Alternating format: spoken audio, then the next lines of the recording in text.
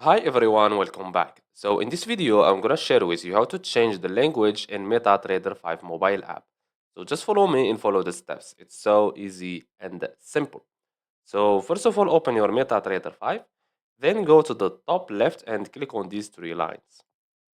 Now go to settings or the gear icon if you found your MetaTrader in any language you can't understand. Okay, so go to this gear icon, click on it and scroll down until you see interface language or the third one from the bottom. Okay, as you can see, click on it, and from here you can choose the language you want, of course, as long as it's available. So let's say, for example, I will choose Arabic. Click on it,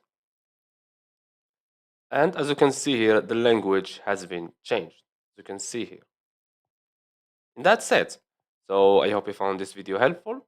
Don't forget to give us a like and subscribe. Thanks for watching and see you on the next one.